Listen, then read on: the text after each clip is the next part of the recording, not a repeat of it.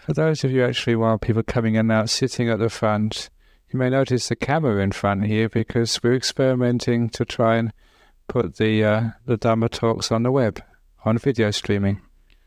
Last week it didn't really work too well because it was just too dark, so little by little we're making some experiments, trying to see eventually if on a Friday night, if you're tired, you can sit at home and you can see and hear exactly what's going on.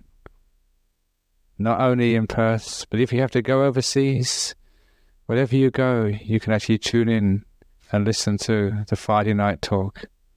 Even if you die from those realms beyond this earth, if they have computers, you'll still be able to catch up on what's happening at the Buddhist Society of Western Australia. Okay. So I did mention a few moments ago before we started the meditation, I'd just come back from another teaching tour of Melbourne for a couple of days. And the main reason I went over there was for a symposium on the Buddhist meaning of happiness. And part of that symposium, there was a psychologist, and I followed him. It was fascinating to see the differences between Buddhism and psychology. And I think I'm going to make that the subject of this evening's talk. Sort of Buddhism and some aspects of modern psychology. Because Buddhism has been a psychology in and of itself for over 2,500 years. It's been very successful in understanding the workings of the mind and learning how to adapt one's ideas, ambitions, drives, in order to be conducive to happiness, fulfillment, meaning in life, whatever. And so Buddhist psychology has actually stood the test of time and been very, very effective. And we also have like Western psychology, which has got a large influence on people's lives.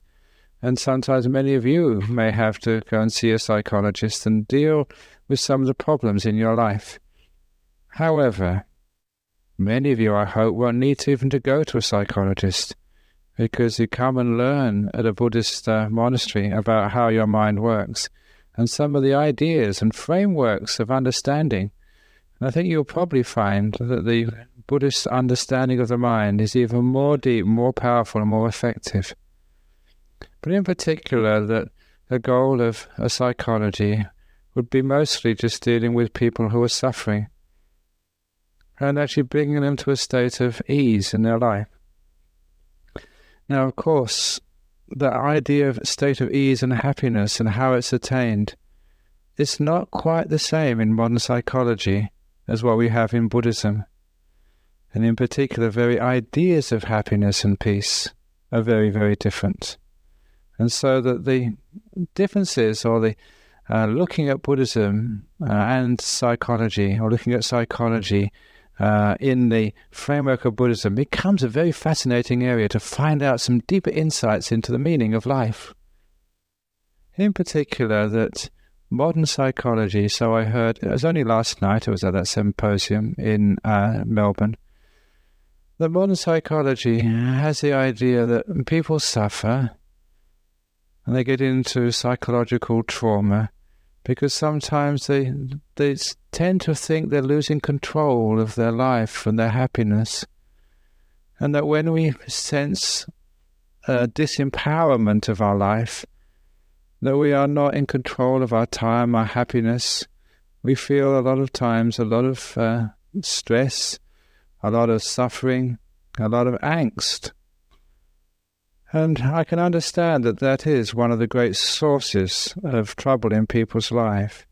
Somebody dies, we don't want them to die, or our body has got a sickness and it's out of control, or our sort of relationship, and it's just whatever we do, it seems to get worse, or our job, or the whole of life, it seems we become powerless. And for many people, that's so frustrating, it causes them psychological suffering.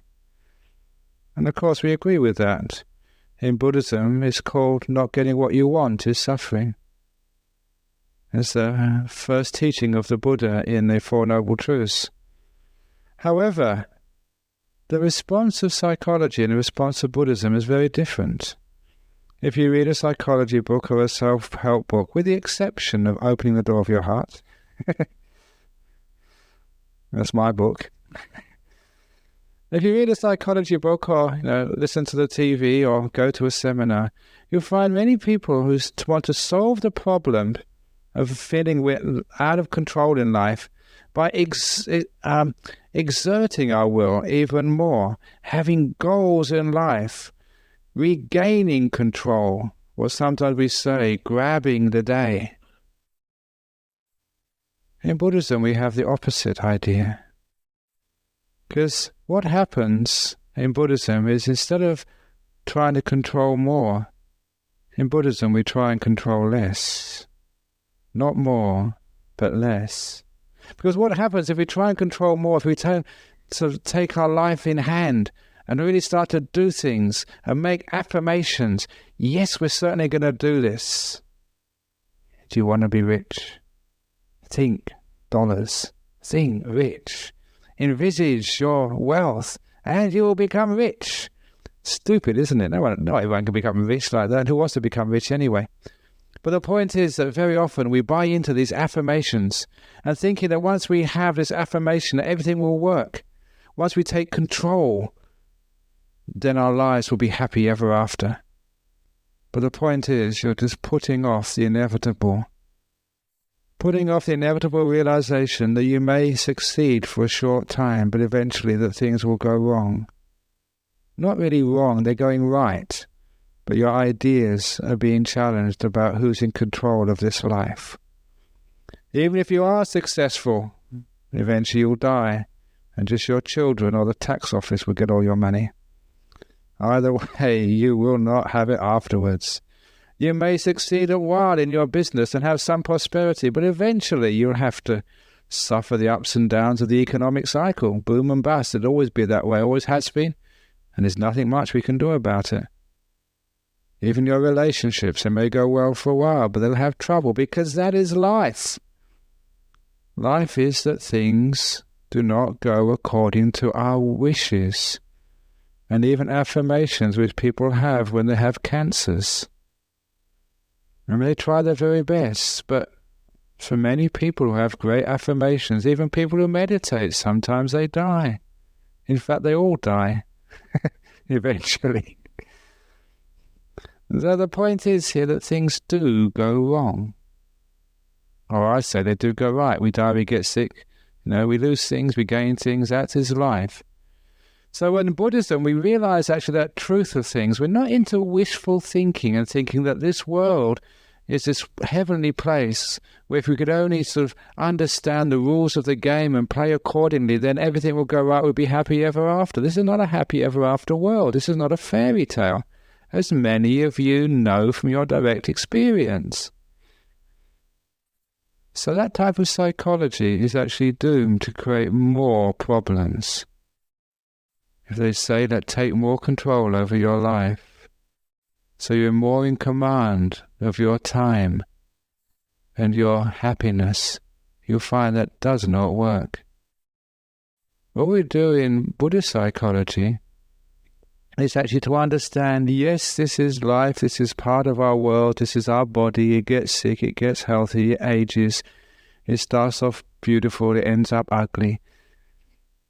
And that is true for each one of us. Isn't it wonderful? Where we accept that, where we don't try and control it, we don't try and have cosmetic surgery or sort of hair implants or other implants. Perhaps I need hair implants, I'm always bald. But the point is that we're more in tune with the flow of life, which means that some of life will be unpleasant, some will be happy, but we let go of controlling in Buddhism. We don't have more control. Now that is actually also rhymes with the other aspect of modern psychology, which I heard yesterday, which is actually to have a sense of integrity, a sense of self, a sense of who you are. I've been a monk for many years now. I've been trying all these years to get rid of myself, to have no idea who I am. Many, many years ago, there was a monk who visited here, We still have some of the tapes, I believe, in the library. We certainly have these recorded tapes in our monastery. And I alerted my younger monks to this great teacher and just how wonderful, how funny he was. Many of you remember him, Venerable Ananda Mangala, a Sri Lankan monk who was in Singapore for many years. And I sort of remember some of the the teachings which he would give.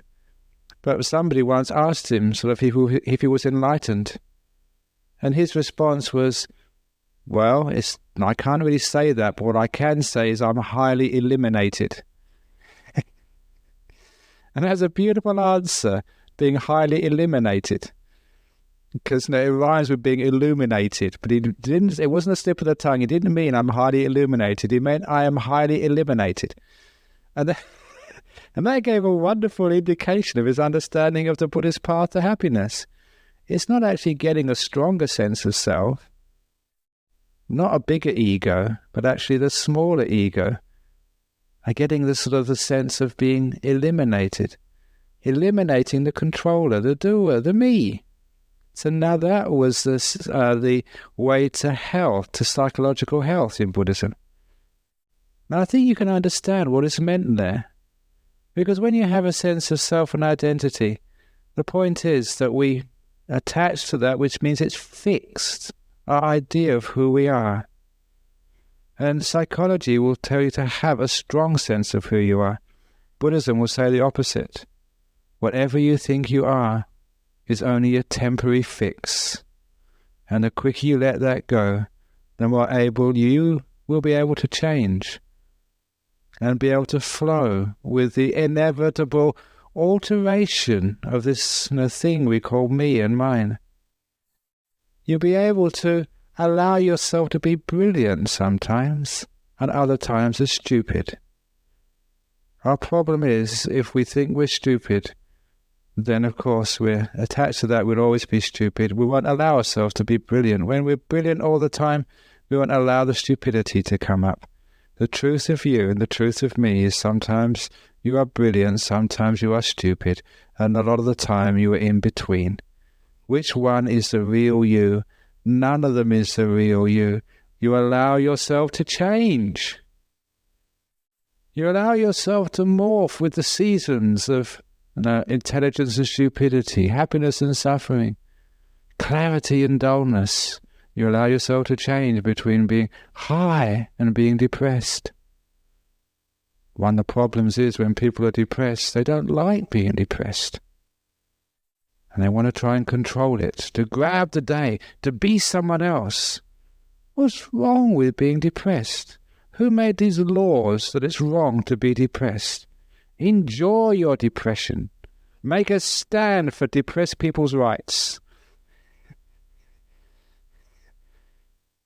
Now, of course, when you do that, like somebody asked me in Melbourne, I'm bored, what should I do with my boredom? Psychologically, how is a young person, how can I get out of my boredom? And my answer was, I said, make a study of boredom. Find out what it feels like when you're bored. Like, first of all, start off physically in your body. What sensations can you notice about boredom? What does it feel in your chest or in your legs or in your heart? Is there anything there, any sort of symptom of boredom? Things which you can only feel in your body when you're bored, which you don't feel at other times. And number two, actually, is there different levels of boredom? Like, being sort of ordinary bored or very bored or mega bored. Or, how many different levels, and how does it change, between like being really bored or just ordinary bored or middle bored, and actually what does it feel like? How do you know which one it is? Make a study of this. And I told you, actually, boredom is a very interesting subject.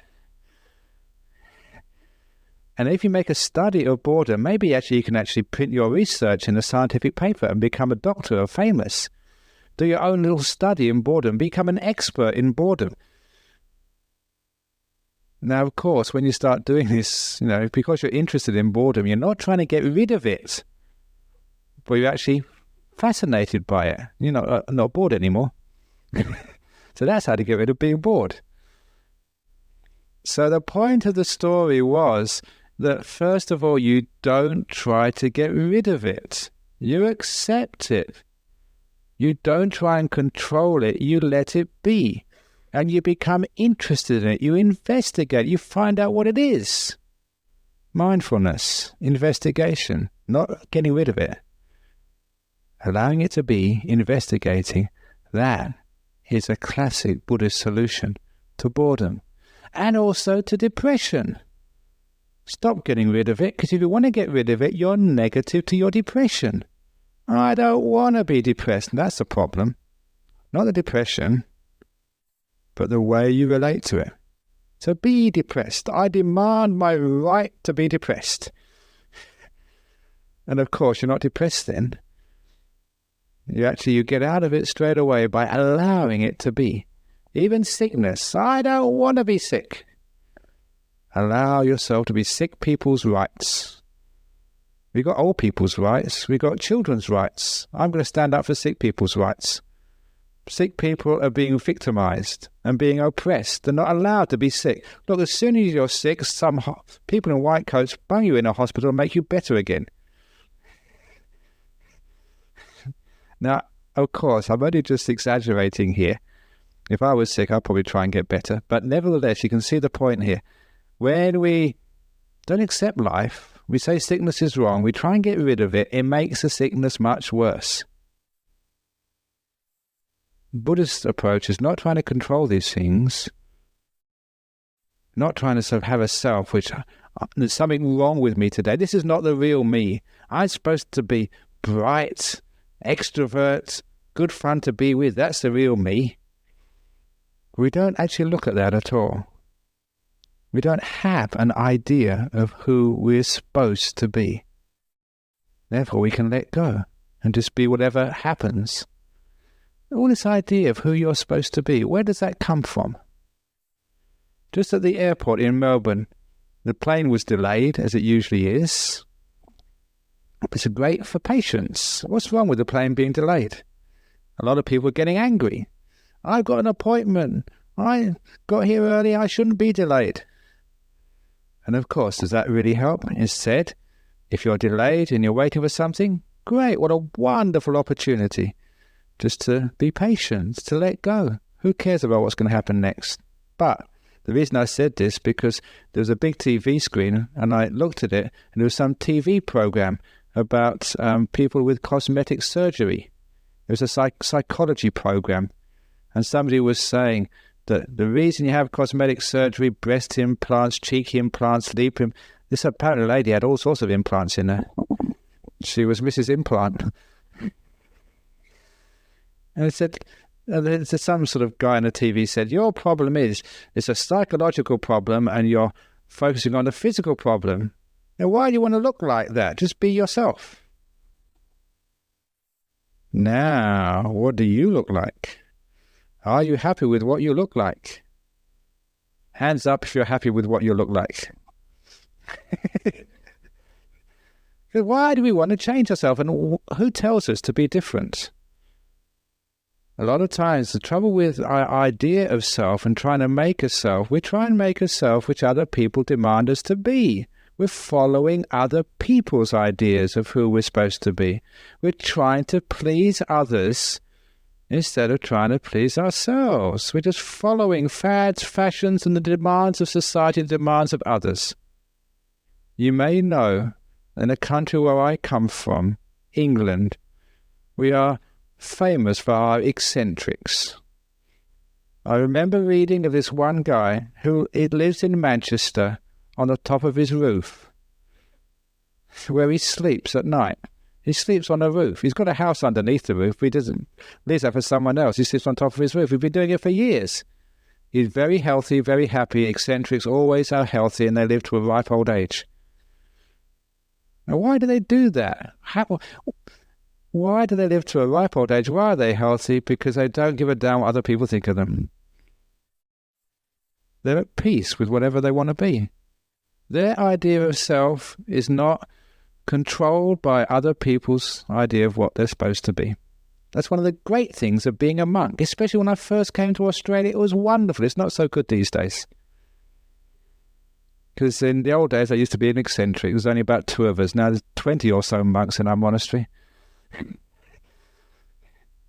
You can't be eccentric as you used to be. But you see that when you can just be yourself, or whatever that is, changing from day to day, then you have this wonderful sense. It's eccentric, yeah, but you're free. You're not following like a sheep what other people are doing. You're not in the power of others. You're not have this idea, I have to look like this, I have to be like that. You can just, if you want to be bored, you can be bored. If you want to be extrovert, you can be extrovert. I know this psychologist yesterday, he said that you're born introvert or extrovert. That's your genes. It's in your, you can actually predict, he says, sort of, who's going to be introvert and who's going to be extrovert. If you can ask my mother, she's still alive, I used to be so shy as a young kid. Now look at me. It can't be in my genes. Unless I had some genetic, I've morphed into sort of something I shouldn't have been. Maybe it's all that radiation or something when I was living in England, I don't know. But anyway, even now, am I an introvert or an extrovert? I can get up and have fun with everybody and be as extrovert as you could be. But then I could also, I go into my cave. I've got this little cave in my monastery, and I'm an introvert. I really do look inside, and I don't give a hoot about anybody else in the monastery. And I just hide. So I told this psychologist I'm a schizophrenic. I got this divided personality, half introvert and half extrovert. So what I was doing, I was rebelling against his categories, giving him a hard time. And it's great giving people a hard time. I love sort of, especially every now and again. I remember having to go to the Centrelink once because I got this healthcare card. And I've got a healthcare card, don't have any money. I haven't got a cent. Literally. And so they used to actually ask me, well, how do you live? How can you survive? I said, quite well, thank you. Because I don't like that. And I think to actually get a card, you have to have all these, you have like points to actually prove who you are. So I remember I turned up there one day and they said, well, we've got to prove who you are. Let's look at your bank account. No, I haven't got a bank account. I said, your mortgage? No mortgage. Driving license? I haven't got a driving license. What about marriage license? Like, come on now. So I cannot prove who I am. I haven't got enough points. Isn't that great? Not being able to prove who you are, because it shows you I'm really living non-self. Even the Social Security can't prove who I am. And I know I can't prove. I've been trying 30 years to try and prove who I am. I found out it's impossible to prove who you are. So even according to Dhamma, each one of you, according to Dhamma, according to truth, haven't got enough points to prove who you are. I'm talking inside points. The point, the idea is it's wonderful not to have a sense of who you are. Which goes completely against the idea of psychology, to have this solid sense of identity. People have identity crisis. I had an identity crisis years ago when I saw, the emptiness of me. But it was a crisis which wasn't solved by trying to put in these ideas of a false identity, which is what most people do. People have this false identity. You can actually see them just the way they dress. There was this girl who came the other day. She said, I dressed up like a gypsy. That was me. I was a gypsy girl. Or like me, when I was young, I was Jimi Hendrix.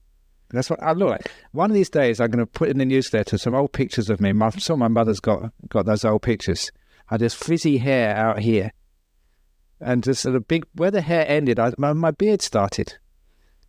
I used to call it the donut look, because all hair around, there's a little hole in the middle where I could see. It's true. Green velvet trousers, my beads as well. That was on my motorbike, vroom vroom. You had to have hair when you're driving a motorbike because it sort of kept you warm.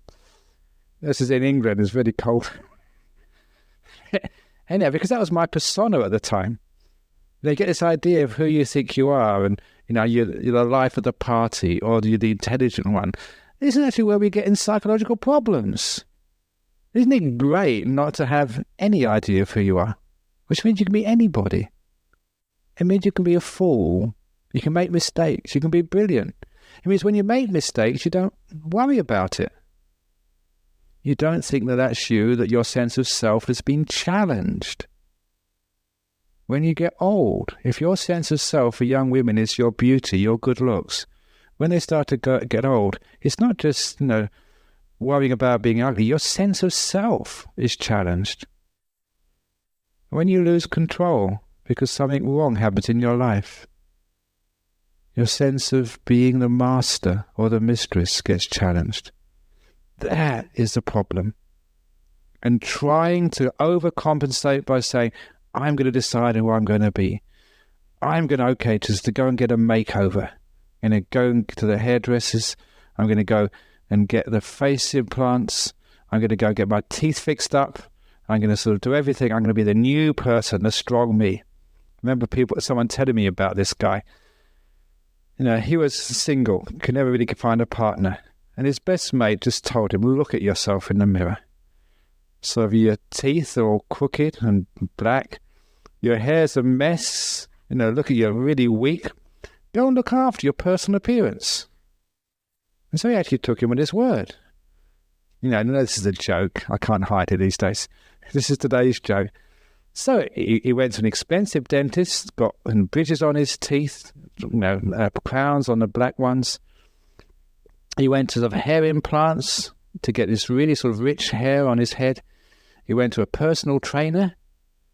I was sitting next to a personal trainer on the way to Melbourne. Had a really nice discussion about training the mind or training the body.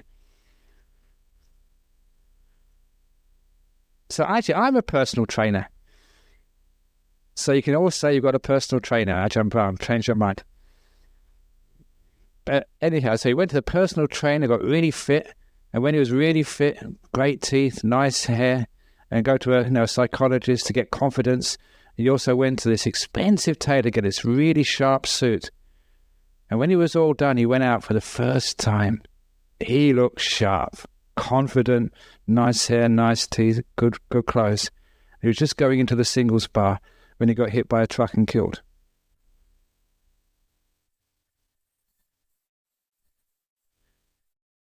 And when he went up to heaven, he was just so angry at God. He said, look, I spent all this money, that 9 months of hard work, training, going through all this cosmetic stuff, which really hurts, costs a lot of money, straightening your teeth, personal training, and you didn't even let me have one night. And why did you do that? And of course, God said, I'm very sorry, we didn't recognize you.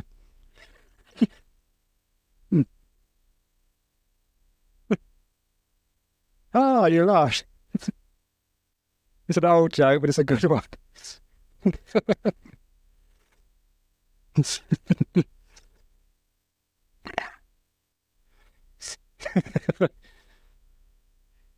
So don't waste your money that way. Put it in the donation box instead, much better.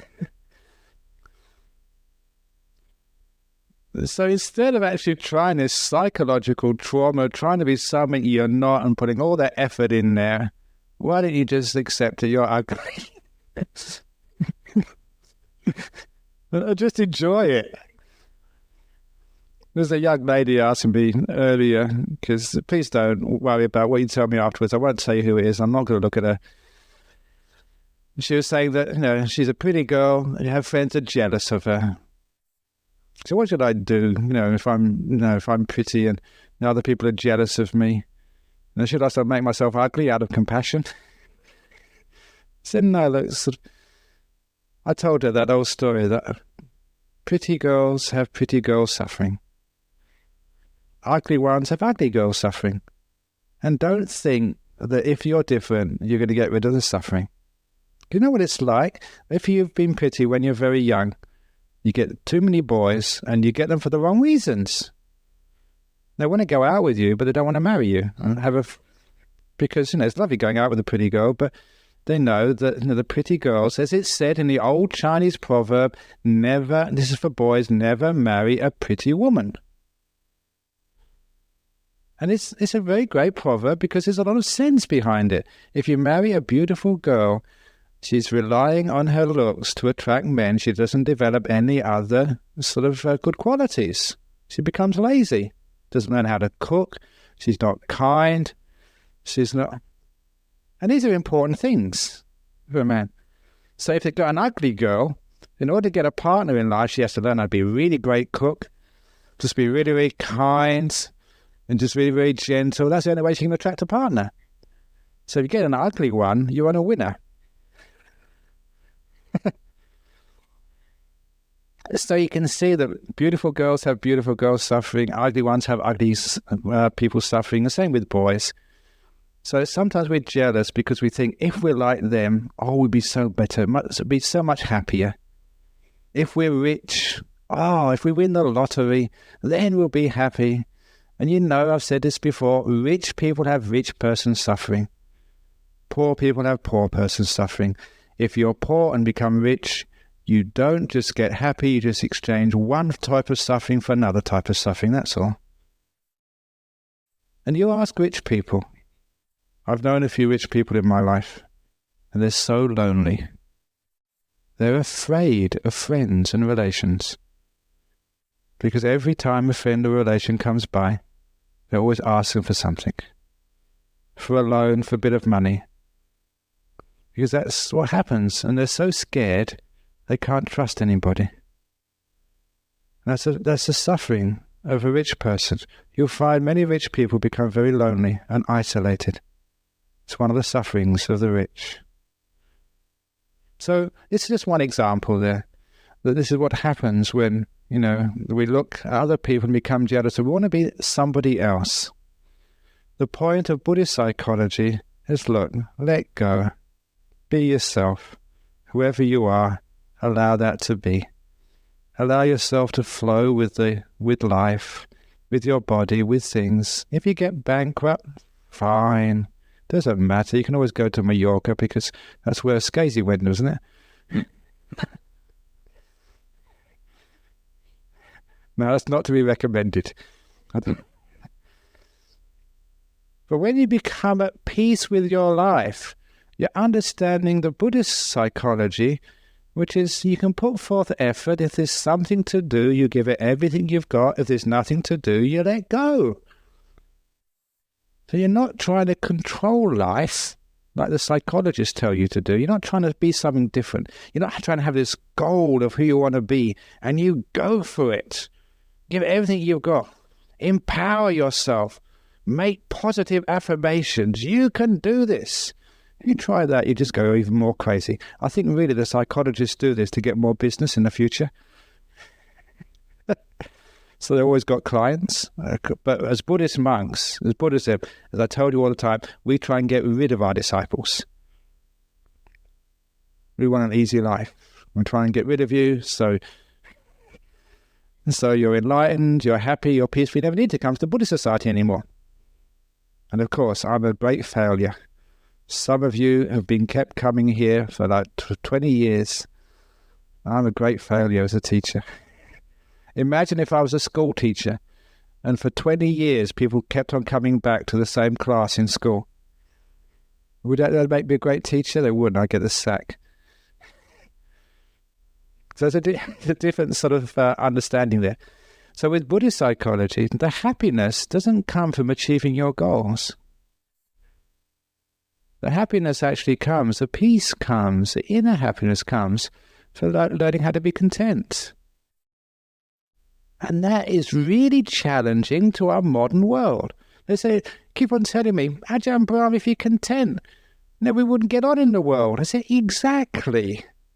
You don't get on, you get in. Because getting on means in the future, more and more business, more moving. You never find any stillness. Instead of getting on in the world, get in the world. Get into this moment, get into life. Life, be in it. Not be on it, somewhere else. So what we're actually doing here is we're learning a very wonderful teaching of the Buddha. That you never find happiness over there in your goals. You find happiness in here, in being where you are. Sure, you have a few goals, you do things, you strive, but that's not the place where you'll ever find happiness. The happiness is not in the end of the journey, not in the beginning of the journey. The happiness lies in the pause, in the middle of the journey. You never reach a destination. I finish one plane trip and there's another plane trip coming next. You're always moving. But somewhere inside your mind is what I call the pause button. And you press the pause button in Buddhism. You pause and you rest. And there you find all the happiness you want. Not trying to be somebody else, not trying to go somewhere else, but being right here, right now, pausing. Because the Buddhist way of meditation is actually showing you from your personal experience about the way to happiness and the psychology of how to be at peace with yourself. Because for years I've been teaching people, look, just sit down and do nothing. And that's what people misunderstand me, actually to do the nothing. Come on, I've got to be peaceful. Or they say, come on, let go. I'm telling you, let go. Let go. Now come on me, let go. And of course, that's never the right way to meditate. That's not letting go. That's forcing yourself to let go. That's doing things. That's trying. Instead, in meditation, we allow ourselves to be who we are. There's nothing wrong with going to sleep in meditation. One of the stories from the Zen tradition, the founder of Rinzai tradition, Lin Chi, which people pronounce Rinzai, he was in the meditation hall in China. He later on went to Japan. And these Zen sessions, you may have seen them on the television, some of you may have actually been there. The master goes around with this big stick. Apparently during the rains retreat, they had a guy coming around with a big stick. Do you remember, some of you see that? This is, they do it all the time. But in Japan, those masters were really fierce. And in the Zendo, these monks were meditating, and Rinzai, this was going to be this great master, this leader of one of the traditions. He was nodding, he was sleeping. And his head was way down. And when the master came in, the monk beside him gave him a nudge. Look out, the master's coming, wake up. Out of compassion and kindness.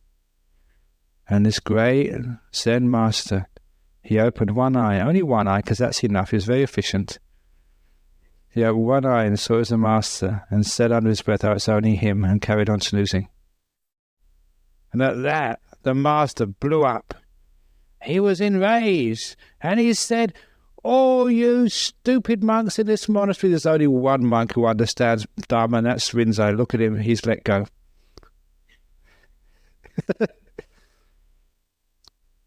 And there's some great teaching there.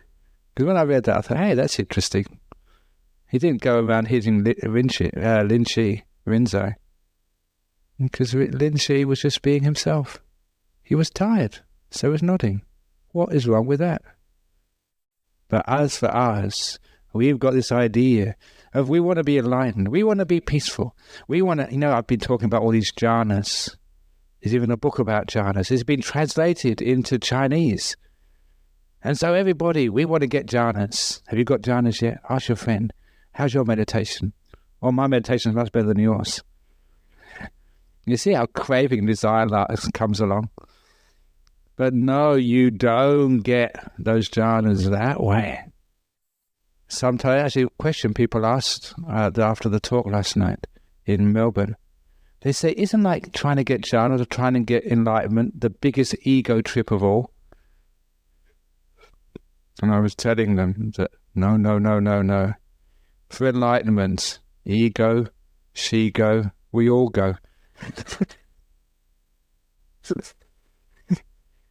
There's no one left in Nibbana.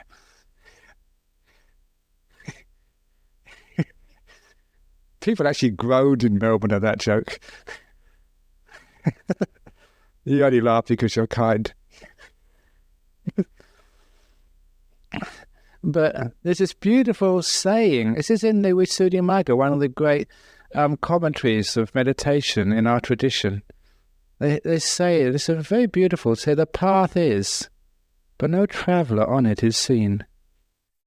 Nibbana is, but not the person who enters it. It's a very beautiful little poem. That the path is, but no traveller on it is seen. There's no ego, there's no self who walks that path. Nibbana is, but not the person who enters it. The ego drops, gets less and less and less. And so the path actually is not walked by you. It happens when you get out of the way. It's not a controlling. It's a letting go. It's a natural process, as my teachers used to always describe. The more you try, the more you're putting a barrier with the deepest meditation of all. So this is actually how we learn. We learn little things in our meditation. When you have a little bit of peace in your meditation, you're learning some psychological truths about yourself. The more you try, the more you screw it up. When you relax, everything gets very peaceful and still. Now what does that mean in your daily life? It means that the more you relax and let go, the more smoothly your life goes. The more psychological health you have, the more peace you are with the world and with others.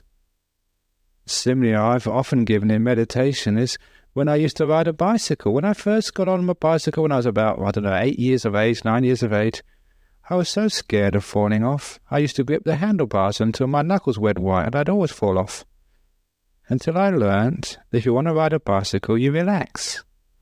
The more you relax, the more you will actually stay upright. Isn't that the case? And it's the same as in life. The more you relax and learn to flow with things, the more the body can adjust. When it gets tense and stiff, you can't adjust at all, you fall off. I used to hurt myself many, many times until I learned how to ride a bicycle. I used to hurt myself many, many times in meditation until I learned how to ride my mind in the same way as riding a bicycle. And when I was a monk, I used to hurt myself many, many times until I learned not to hold the handlebars of monkhood, until my mind got so white with tension. Instead, I relaxed, and then you never fall off. Psychology. In marriage, sometimes you have a relationship, and you cling so hard, you are so attached. Just you get so tense and tight and afraid and controlling, your marriage never lasts. Who wants to live with a control freak? But when you relax and let go, you're fun to be with. And then you have a very strong relationship. It stays upright, just like me on my bicycle. So this is a powerful psychology of success in life, especially the success in your happiness and peace and well-being. You don't get depressed. Why do you get depressed? Because I don't want things to go wrong. In my life as a monk, I say, when things go wrong, welcome. I almost missed my first talk in Melbourne because the plane was 2 hours late. I missed my lunch. I didn't eat that day. Oh, isn't that wonderful, going without lunch? I'm trying to lose weight. It's a great way of going on a diet, but I did make up for it when I was in Melbourne. So as a monk, you actually learn, as a Buddhist, you learn when you don't control the life, because whatever happens, there's always something you can do with it. There's always something you can learn. And for me, nothing can go wrong. Not because I control things, because whatever happens, it's right. So if someone actually throws a tomato at me, that's great. I can actually keep that for tomorrow and make it into a stew. Well, please don't get any ideas, though. So whatever happens, if I get sick, I can take a rest. When I go to the dentist, they got the most wonderful chairs. We don't have chairs like that in our monasteries. That's why I like going to the dentist. It's one occasion where I can really relax. There's really lovely chairs. They're nice. When I die, that's great. That's why I'll really get rid of you that day. So whatever happens, you're never afraid. It's never something goes wrong. It's just, here comes life. And you accept life. You're at peace with life. You say something stupid. And you actually, you laugh at it as well. When you say something stupid, I think I gave this talk, but no, that's similar I have about mindfulness, about the guard watching a wealthy person's house. I made a mistake. I said it was the burglar watching the wealthy person's house while the guard went inside to steal the things. I made a real mess of it. Isn't that funny? I thought that was really funny. I laughed at myself for doing that, for making a fool of myself. It's one of the things I learned when I was even a school teacher. When you make a mistake in front of a class of kids, it was a wonderful teaching, because you're standing in front of a class of high school children, and you really got to be on your ball, because they're looking for any opportunity to make a fool of you, to ridicule you. I remember once I had hay fever. I went up into the class, and I should have actually taken a day off. I was sniffing, trying to give the lesson, without sort of interrupting them by blowing my nose. And in 5 minutes, you had 30 kids there facing me, go, all irritating me. You know what kids are like? And I just laughed. Because I was taught, if you make a fool of yourself and the kids laugh, you laugh as well. And then no one laughs at you, they're only laughing with you. And that's actually brilliant psychology. And it's not just in front of a class of school kids. It's not just like when giving a talk at the Buddhist Society or on TV or whatever. Well, if you make a mistake in life and life laughs at you, you don't get depressed. You laugh with life. I've lost my job. What a great joke.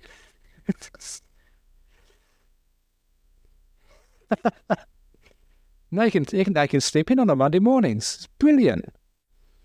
So something will turn up eventually, just especially if you've got a happy mind. But if you get depressed and angry, you can never get a job. Even when you go for a job and get interviewed. And if you're a happy person, happy-go-lucky and sort of good mind, of course people will hire you.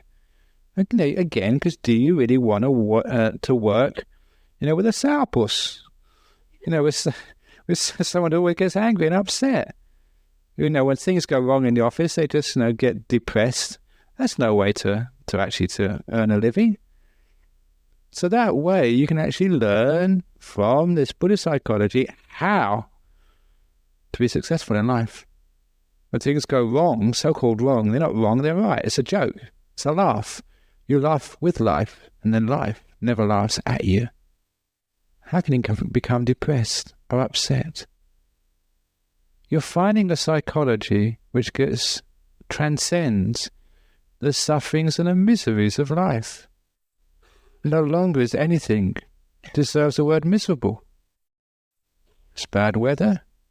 When you're sort of having a function, it's a marvellous opportunity. It's only rain. We call it holy water. Because it comes from the heavens. It must be holy. So when there's a function we have and it rains, I would say it's holy water today. It's auspicious. And then the next time there's a ceremony in our monastery and it's a beautiful day, he said, look at the beautiful day. See, it's auspicious. When it's cloudy, it doesn't rain, doesn't shine. He said, isn't this nice and cool? It's a great meditation weather. And whatever happens, you enjoy it. Now, so you can see what happens now. You're moving with life rather than trying to control it. You're not fighting the world. You're making peace with the world. You're not fighting yourself and the way yourself changes from day to day, from year to year. You're making peace with the seasons of yourself, the way the mind, your heart changes from day to day. There are days when you're just so kind and compassionate. You're at peace with that. There are times when you are just so stingy and mean. You become at peace with that too. And actually, then you're not stingy and mean anymore. But this way, you're learning to be at peace with life. Now that becomes the goal which psychology tries to reach for, but never gets, never attains. It's the goal which Buddhists have known for a long time, and they know the path to reach it. The path of contentment, the path of letting go, the path of being at peace, not trying to make a self and affirm a self, not trying to make goals. The psychologist was actually saying, he said, one of the things he said, it's been proven, he said, if you don't have physical touch, you don't have someone to hug you. So touch, skin to skin, is such an important, crucial part of a person's happiness. It's been shown and been proven, he said, that without physical touch, you get depressed, you get lonely, and you get sort of psychologically screwed up. And I said, well, I must be psychologically screwed up because I haven't been touched by a woman in 30 years. I'm a monk. He didn't like that. So it's great being a monk. Not only does the social security or Centrelink really sort of have a lot of trouble with us, so do psychologists. I'm supposed to be a deviant. I am, because I'm celibate. Celibacy is supposed to be the biggest of the sexual deviancies. Because they say that sexual activity is a normal part of a human life. It's in your genes, it's in your hormones, and if you don't express that, you get all screwed up. That's me. I've done sex for over 30 years. And of course it's wrong, and I love actually proving things wrong. You're a rebel. And I always wanted to be a rebel. Now, let's tell about the Jimi Hendrix haircut, and there's also the green velvet jeans as well. And I really thought I was a rebel until I went to one of these big rock concerts. I think one of the first ones, I actually went to the Love-Ins at Woburn Abbey, for anyone who's old enough to remember those. Yeah, Love-Ins in Woburn Abbey, that was really good. And actually, when I went there, of course, I was just so disappointed because I saw about 10,000 other people with green velvet trousers and big hair and hippie beats. And I realised I wasn't being a rebel after all. So these days, I realised how you can really rebel. Just be yourself, whatever that happens to be, and allow yourself to change. When you wake up in the morning, whoever you are that day, you're at peace with that. Throughout the day, you change many times. Allow yourself to be there. So in the end, you don't know who's the real you, because there isn't no real you. You can adapt and change the situations. Yesterday, I was welcoming people as they came into the big hall. I was the extrovert. Monday, when I go back to my monastery in Serpentine, I'll go in my cave and be the hermit. Which one is the real me? None of them are. You can just change. Not have a solid sense as, are you the wife? Are you the husband? When you're with your partner, you are the wife or the husband. But when you're alone, you're you. You've been born many times. Now you may be the man. Next time you're the woman. Maybe even the animal. Maybe the heavenly being. Which one is the real you? None of them is the real you. It's just little changes which we have. We can be at peace with change. Don't try to be at peace with stability, with solidity, because that's called attachment, grasping, and you'll never find peace that way. So we're at peace with change, we're at peace with non-self, we're at peace with dukkha, with suffering. We know that things sometimes we don't get what we want. We're at peace with that. So the three characteristics of existence which the Buddha taught: unsatisfactoriness, non-self, change, impermanence. That's life. We're at peace with that. In fact, we can even say we have compassion to the way things are. We have compassion to the way we are. We have compassion to the way life is.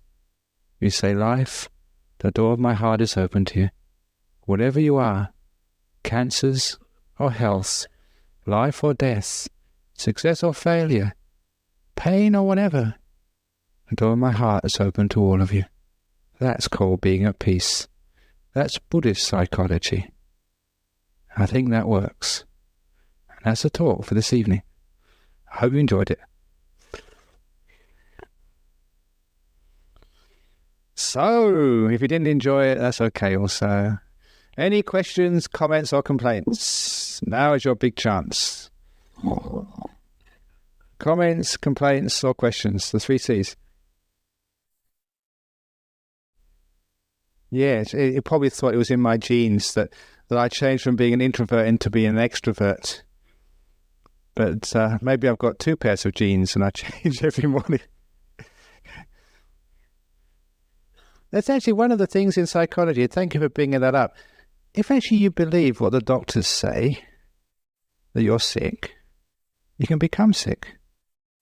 If you believe what the psychologists say, that you are an introvert, you would actually, if you believe that, you become an introvert. If you believe what I say, you can become that as well. So don't believe me. I once said that to a fellow monk. Look, whatever I say, don't believe it. And he believed it, because he didn't believe me. I think it's a bit late for philosophical jokes. So yeah, thank you for that. Any other question? Yes, we've got one over there.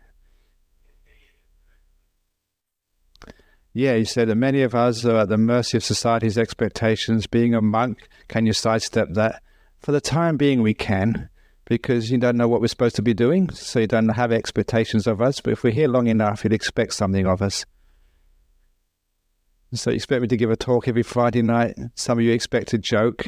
Sometimes you get one, sometimes you don't. You always expect the jokes to be terrible, and sometimes they're actually good. I'm sorry to disappoint you.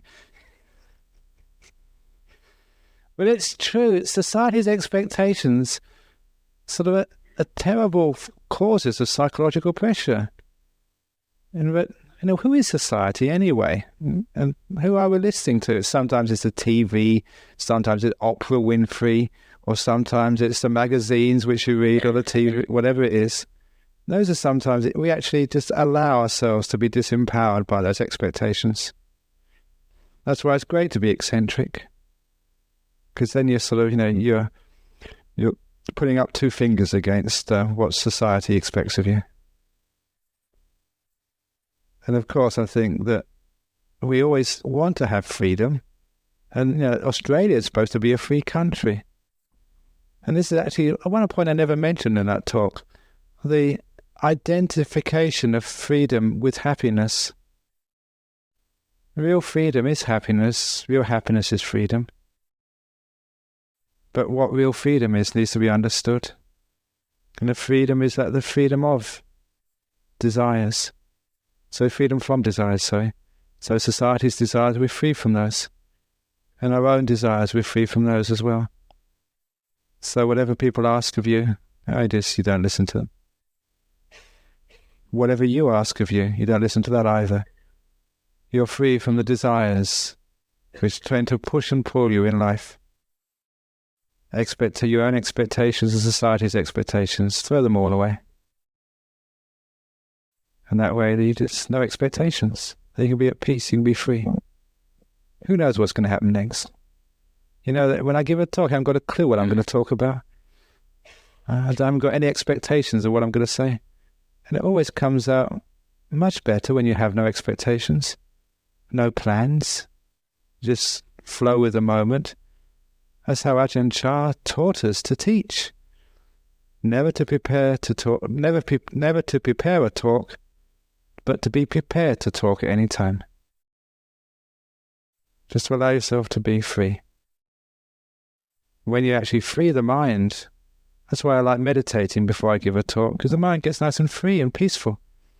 You're not afraid of anything, you're not trying to control anything, you just allow the words to come out, and you have fun.